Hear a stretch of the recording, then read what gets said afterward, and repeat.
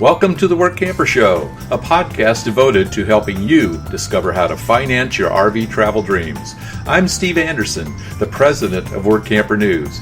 Each one of our episodes will either introduce you to people who are already living the RV lifestyle or to opportunities to work short-term jobs. You'll also learn how to hit the road the right way and make the most of every opportunity. Now let's turn over today's show to your host, Greg Gerber. Thank you, Steve. People who are new to the RV lifestyle and to work camping in general are going to enjoy this episode.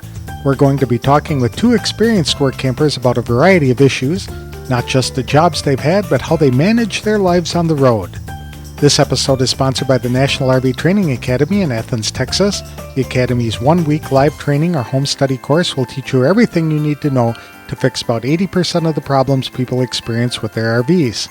You can also sign up for additional training to become an RV inspector, campground technician, or to provide mobile RV service.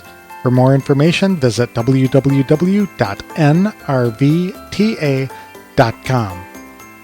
Mike and Yvonne Hall have been full-time RVing and work camping for 18 years. They did it seasonally for 14 years and have been full-timing since Mike retired 4 years ago.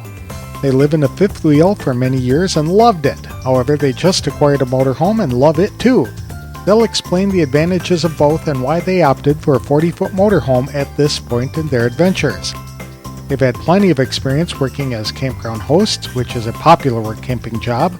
They'll offer tips on finding a job and sticking it out even when it doesn't pan out as they envisioned. We'll also get into the technical aspects of work camping, such as selecting a domicile state, setting up a mail forwarding service, and managing banking from the road. They even share advice on how to maintain a happy, healthy marriage even when everyone's cooped up in 400 square feet of space. It's going to be a great interview. Mike and Yvonne share what attracted them to work camping to the first place and what fuels their interest to keep looking for a new assignment every season. So please welcome Mike and Yvonne Hall to the show. Thanks for joining us today, guys. I really appreciate you taking time from your day to talk to us about your experience as an RVer and work camper. So tell us a little bit about yourselves and where you are right now. My name is Mike Hall. My wife is Yvonne. We are in Sequim, Washington. It's spelled Sequim. It's out on the Olympic Peninsula, just north of the Olympic Forest. And we are currently at a 28-site RV campground. They call it an RV park. Very good. And how long have you been there? We've been here since last May. We were also here 2.5 years ago in the winter season. Mm-hmm. And you were telling me before we started the interview, there's something uniquely special about that particular area in that Washington gets a lot of rain, but you guys typically don't. That's correct. We get mist or drizzle. We get some rains, but I don't think there's a day that goes by that we don't also see the sunshine. Okay, that's great. How long have you been RVing? We've been RVing total a little over 18 years. We did 14 years seasonally until Mike retired from his full-time job. Then we sold everything back home in Michigan and hit the road as full-timers, and we've been full-timing for a little over 4 years now. 4 years, that's great. What kind of rig do you use? We started out our full-timing adventure in a fifth wheel, and just a little over a year ago, we changed. I can't say we upgraded. We just, our viewpoints changed a bit, and we changed and picked up a motorhome. So we now have a 40-foot coach. 40 foot. That's a big RV. That should give you plenty of space to spread out. It's just about like a small apartment, I think. Mm-hmm. And which ones do you like better? Is there a difference between traveling in a fifth wheel or in a motorhome since you've done both? Well, we started off with the fifth wheel. Actually, we started off with a travel trailer. And then just before I retired, about a year before I retired, we upgraded to the fifth wheel. And a big truck, a big diesel with dually tires and everything that Yvonne didn't drive. Just too big to get around town and do your little running around in and stuff. So eventually we bought her a car and that we use when we're traveling. The fifth wheel afforded us a great opportunity. Has lots of storage in it, lots of room to do stuff in. But while we're traveling, me driving the truck and towing the fifth wheel and her driving the little car to get around town and stuff didn't meet our desire to quote unquote travel together. So we decided to sell the truck and the fifth wheel, and that's the only reason why, was that she could sit next to me in the queen's chair while I'm driving it on the road. Oh, that's neat. Very cool. And have you been work camping as the entire time you've been out RVing? No, we started work camping after I retired. We picked up a job down in Arkansas. It was our first campground down there. We were campground hosts. And the big thing that we did was to want to travel around the country and see our country. And while doing that, then we decided we would stop and do some work camping here and there. Okay. Very good. So basically, we did about 6 seasons, either the summer, and then right into the winter, calling each one a season. We did about 6 seasonal stints, and then we took off for a season and just did some traveling and visiting with friends and family throughout the whole country. And then now we're back into the work camping, and we're going to be doing 2 seasons in a row right here at this park. Okay. Neat. And what kind of things do you do at the current job you have? I personally work in the office. So all of the office responsibilities, answering the phone, scheduling the interviews, answering the phone, scheduling the reservations on Campground Master, which is the program. And then I greet the guests when they come in, take care of all the monies, all of the just busyness of the office. Mm-hmm. And what does Mike do? My responsibilities include guiding the vehicles into their specific site that Yvonne assigns to them when they get here. Cleaning the facilities, including the bathroom, the clubhouse, the laundry, maintaining the sites when campers aren't here. There's a small patch of grass in between each of the sites, and we cut that and pull weeds and water the lawns and trim the shrubs and the flowers and just generally the whole site upkeep. Very good. I appreciate it when I go into campgrounds and there are people who are there who actually escort you to your campsite. Some campgrounds just hand you a map with your site number circled on it and leave it up to you to navigate to that site. But when you're escorting people out there, I really appreciate that. So I want you to know that I appreciate that kind of effort.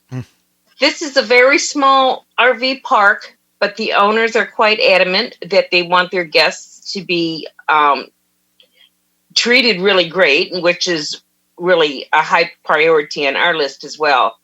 And, from the time they come in, which is checking in and then getting them to their site until they leave, they're the number one. And we appreciate the fact that we can be helping the guests even just to get into their sites. It's an important job because you're the first people that they're going to encounter at that campground. So it's up to you guys as the check-in people and the escorts to the site to actually make people feel welcome and give them a good, positive introduction to the campground. So that's important. Absolutely. Yeah. What other kinds of work camping jobs have you done? Have they all been at campgrounds? Not all of them. We have been campground hosts at different kinds of parks. One time we were down in Arizona at a 55 plus community that had over 1,800 sites in it. Yvonne did a hairstylist or a hair salon where she was a receptionist. She scheduled the reservations and swept up hair and washed up the towels that the gals used and stuff. And socialed. And socialized. That's always a big part of her job.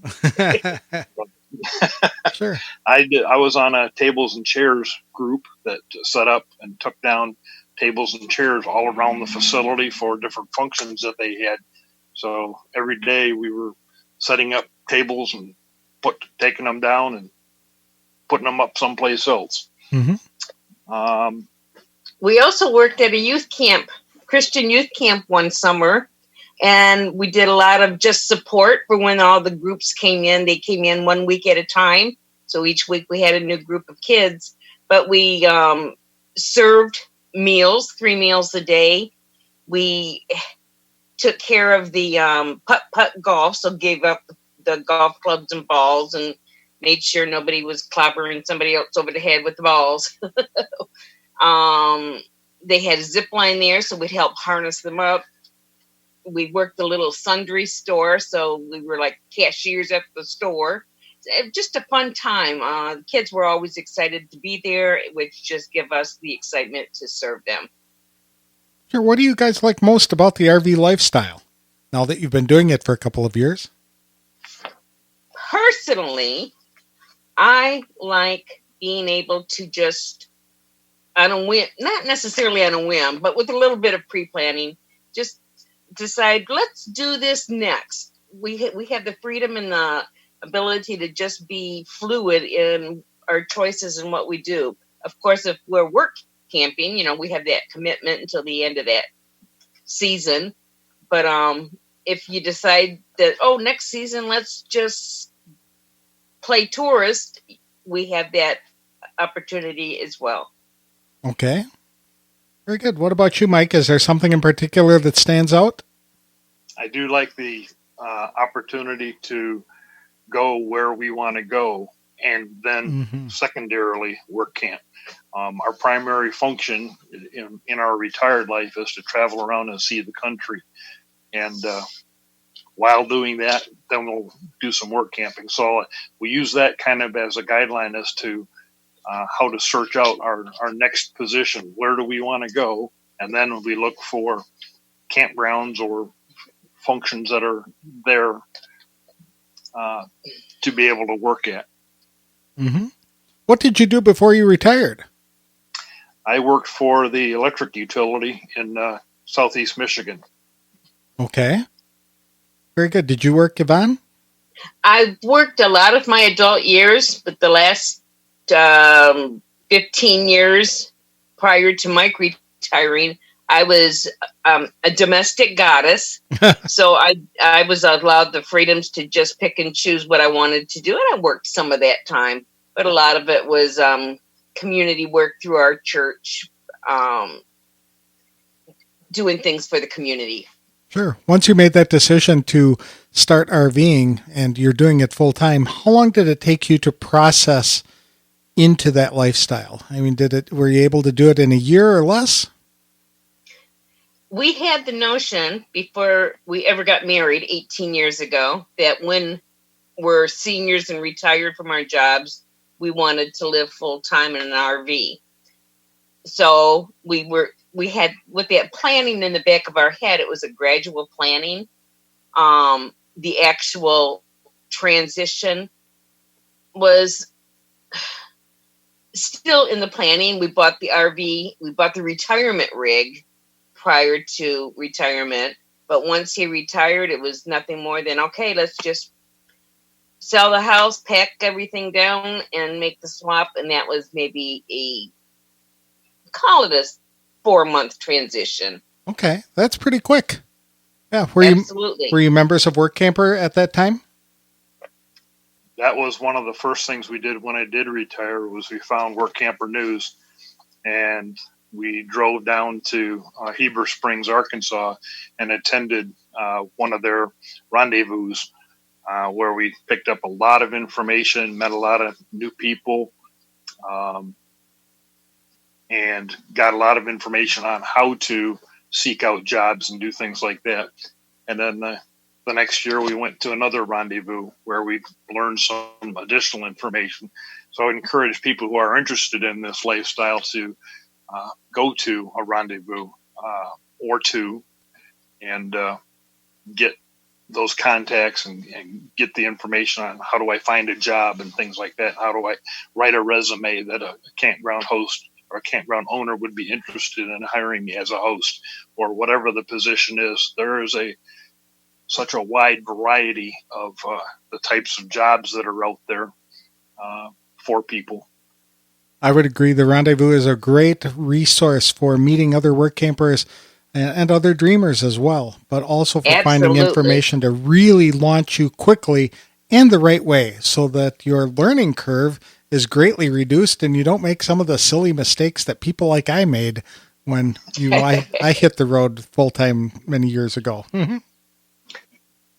That's one of the things that I kind of would really instill in anyone if they're looking at full-timing or thinking they might want to be a full-time RVer or doing work camping, to do your homework, ask your questions, get involved in groups, do the rendezvous, put yourself out there and really learn, because there's a good-sized learning curve to doing all this. The more knowledge you have at the onset, the more smooth the transition and the more you're probably going to enjoy the lifestyle. I'd agree with that. So when you've been working at all these campgrounds and all the other jobs, how have the experiences differed from one job to another? Oh my goodness. Well, the experiences of work camping have differed based somewhat on what types of jobs we were doing. So if it was just a park host, you're kind of, people pretty much understand that. But some of the other jobs, as you go into them, you're not quite sure what you're getting yourself into. Some of it's a surprise, and some of it's like, oh, I don't know that I signed up for this. But when you know that even if there's things you weren't too sure about, you're only doing it for a season.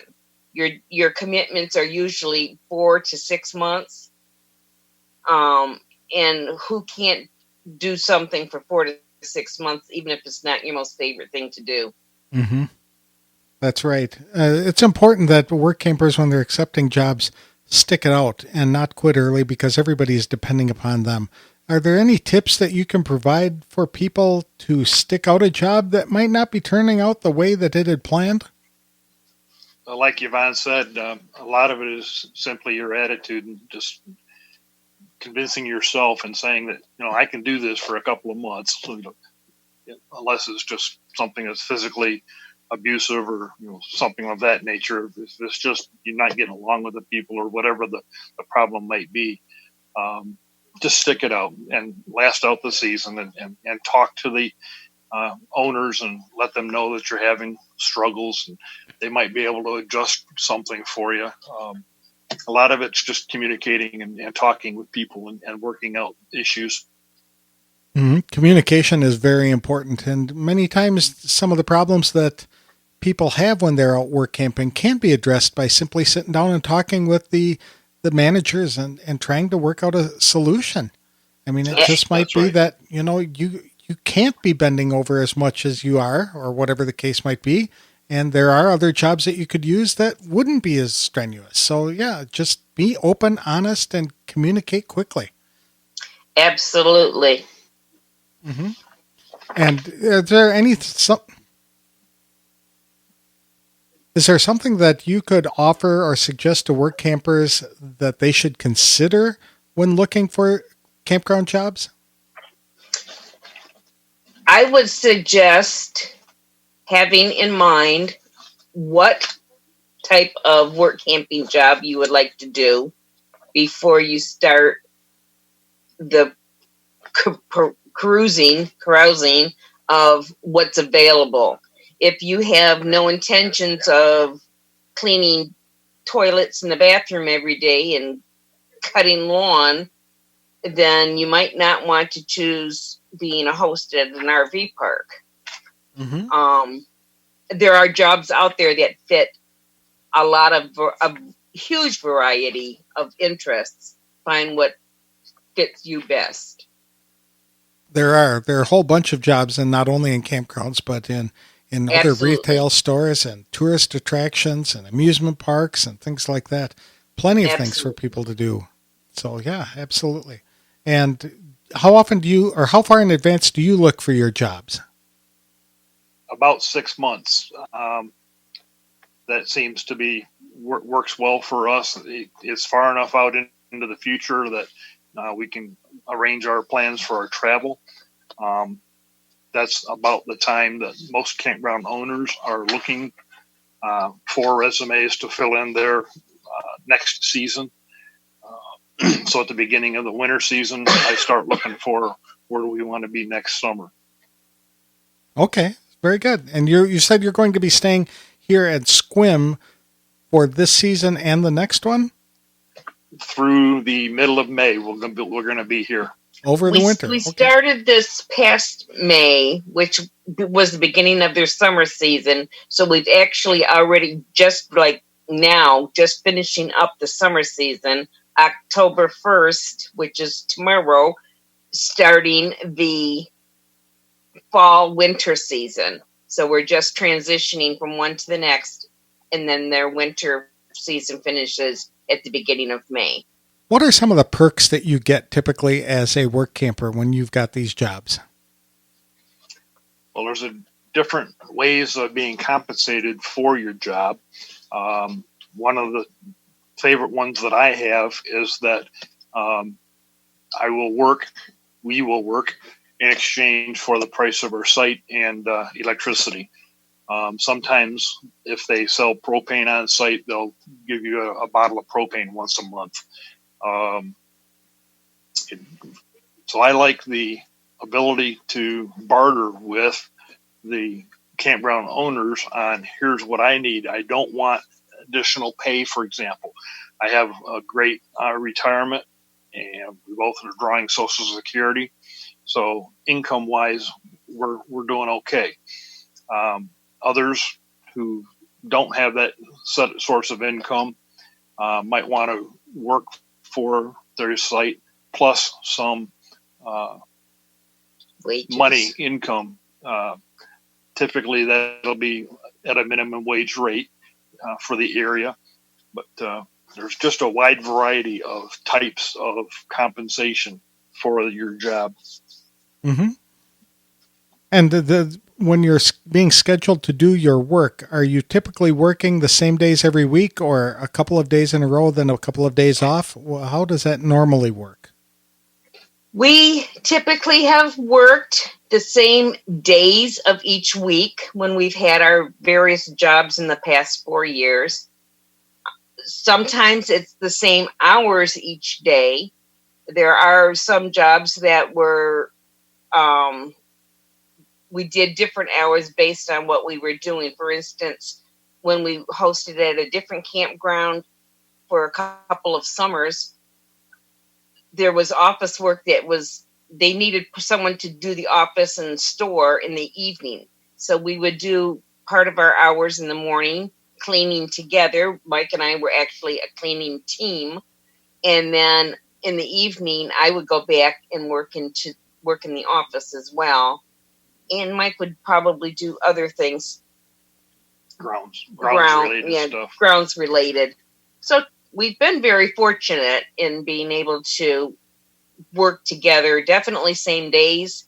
That way we have the same days off each time, so we can go enjoy different things in the area, and then right down to the just about same times of the day, so we can even eat meals together. Mm-hmm. The place that we're at right now has a very unique schedule in that we work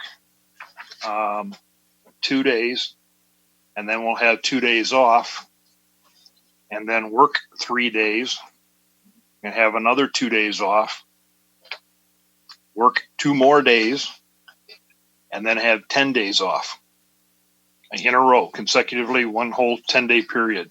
So that gives us plenty of opportunity to travel around and see the sights and see the area, even fly home if we needed to. But this is the only place I've ever seen with this kind of a schedule, but I really, really like it. Mm-hmm. There's so much to do up in that area. You said it was Sequim, Washington, and so that's the Olympic Peninsula. So you're just a short drive and a ferry to downtown Seattle, and then just that whole Olympic Islands and things like that. The Puget Sound area is just spectacular. So I'm glad you get a lot of time to visit and tour the area. We're seniors and we're old. That's a joke. But it's really nice to not have a bunch of days in a row with lots of hours to have to work. It doesn't seem like we're really working, because by the time we start a schedule, we either have a short couple days off or we're ready for our 10-day off. And it seems like we're always off, but we are working as well. Mm-hmm. Let me ask a personal question. You know, a lot of people think about RVing as married couples and having everybody cooped up in 400 square feet of space all day and all night. How do you guys manage that and maintain a strong marriage? I'm going to Walmart. No, actually 400 feet of space is not, it's not small.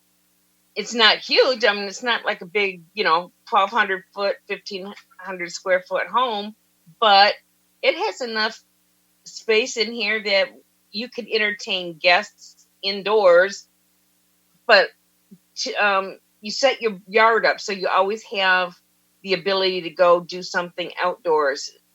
Even if it's reading your book outside, you don't have to be elbow to elbow 24/7. Mm-hmm. I'm sure that's got to help. What about you, Mike? Is there any advice you can give to people, married couples or even just couples who are out traveling together, how to maintain that relationship? We each have our own hobbies that we can do individually. Yvonne's into a lot of different kinds of crafting and sewing and things like that. I do some things outside. I have a drone that I go out and fly and play with. Work on the outside of the RV and to maintain it. And we have our times that we like to spend together, and then we have other things that we do separately. So, mm-hmm. You had mentioned sewing. Now, I know a lot of women who do sewing, and their sewing rooms might as well be a 1,500 square foot house with all the stuff they have in there. So how do you manage having a sewing hobby when you're on the road? Oh, let me tell you. It was when we had the fifth wheel, it was really neat because we pulled 2 chairs out of the living room area that afforded me the opportunity to put it as my sewing area. So I had a very dedicated space. I had my sewing table set up with my sewing machine. I had storage on each side and underneath. I claimed the cupboards right up above for storage. So I had a very dedicated area that this is my area. You don't need to come. There was nothing there for him to come and get because it was all sewing stuff. It's a little bit different now in the motorhome because I don't have that dedicated space. So I just maneuver around. You have to be organized. I think organization is really key in having crafts going in a small space. Are these crafts? And you have to have a spouse that is very tolerant and very understanding. Oh, that's nice. Are these crafts that you make to give away as gifts or just keep for yourself, or do you sell them? Oh, I have been told that I should do and sell, which some people do. They make little crafts for 10 months out of the year, and then when it comes close to Christmas time, they sign up for these little bazaars and sell their crafts that they've made all year. Personally, I make things and give them away. Occasionally, I will keep what I make, but I just tend to be more of a giver. So I'll make something and say, oh, who would like this? Or I decide, oh, so-and-so would like something. And then I make something very specific for that so-and-so. Mm-hmm. That's nice. But I enjoy crafting, and I wasn't going to give that up just because we're living in a smaller home, and I make it work because I have that interest. Sure. That sounds good. Let me ask some logistical questions. What state do you consider to be your domicile, and why did you pick it? Our domicile right now is South Dakota. I chose that primarily because of the costs involved in living there. Like I said before, we lived in Michigan, and Michigan was going to charge my retirement pay, as they did my regular wages while I worked there, 6.5% of state tax. South Dakota doesn't have a state tax. There's 3 primary states that most full-timers use or choose from for their domicile. South Dakota is one of them, Texas, and Florida. Those are pretty nice to retirement people as far as the different costs are concerned. I chose South Dakota mainly because there's no taxes on the retirement. The costs of licensing the vehicles and the insurance for the vehicles is relatively low. So South Dakota is it for now, and I intend to keep that. Okay. How do you manage mail and banking while you're on the road?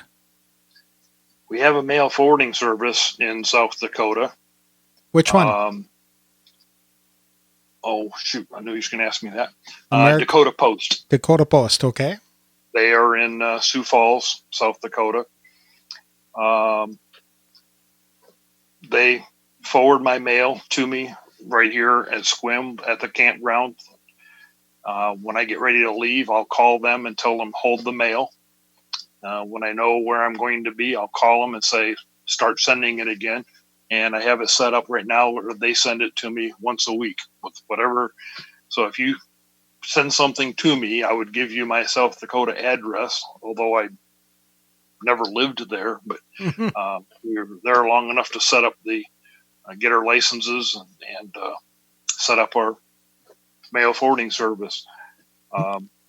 They have different packages where you can choose from at what frequency do you want to receive your mail, whether it's weekly or monthly, or they have an electronic thing where you can go on and they will scan it for you, and you can go in and look at your email, look at the mail through your email program, and then tell them, throw this away, throw that away, send this one to us, so you can choose it. It's a pretty versatile system. It's really neat. Mm-hmm. It sounds great. As far as our banking, when we were in South Dakota, we joined a federal credit union, and we use the debit card and checking account from the federal credit union, and all my pay is all direct deposited into that, and then I maintain my checking account on the computer, and it's been very handy for us just to be able to use the debit card when we go to the store or order something over the internet, or check if we have friends that we're with, I can give them a check. Mm-hmm. So I don't have any issues at all with how to handle that banking. That's great news. One final question for each of you. What's your favorite experience that you've enjoyed on the road?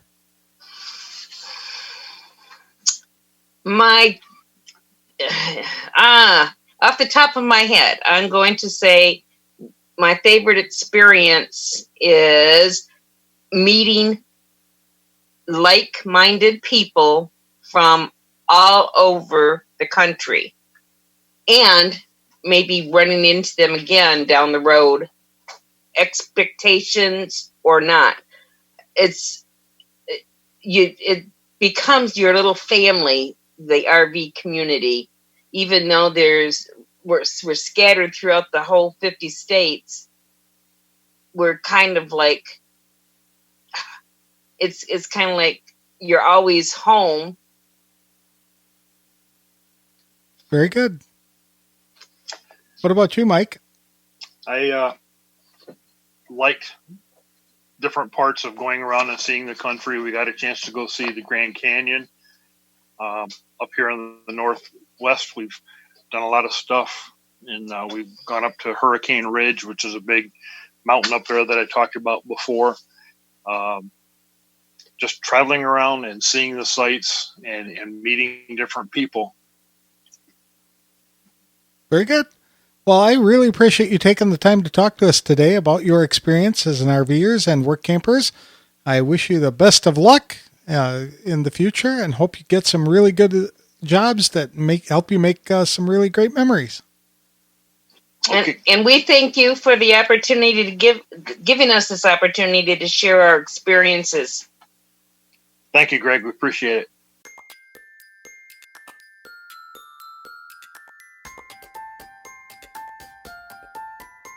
"18 years is a very long time to be RVing, and after 4 years of full-timing, I would say Mike and Yvonne Hall are outright experts of the lifestyle and in work camping to support that dream.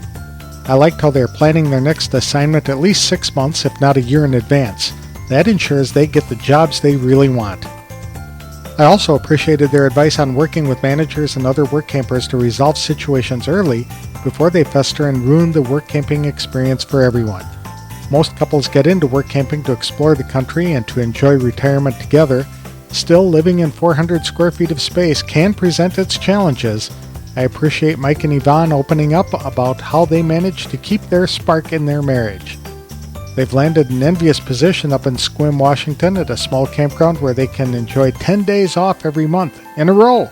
Very few work camping jobs offer that type of perk, but each assignment is different. Like Mike said, it is possible to negotiate with employers regarding schedules, jobs performed, and other perks like free or discounted propane. Just be sure to honor your commitments. This was a great interview that touched on all the basics of work camping, yet both Yvonne and Mike stressed the need to educate yourselves on every aspect of work camping and the RV lifestyle. They highly recommended the Workamper Rendezvous event every October in Heber Springs, Arkansas. In the months ahead, we'll be featuring a number of interviews recorded at this year's Workamper Rendezvous. Whether it's running a business from your RV or working short-term jobs for a variety of employers, Workamper News can give you information to help you plan a course to live your own dream and to get you on the road faster than you thought possible. For more information about opportunities to live, work, and play in your RV, visit www.workampernews.com.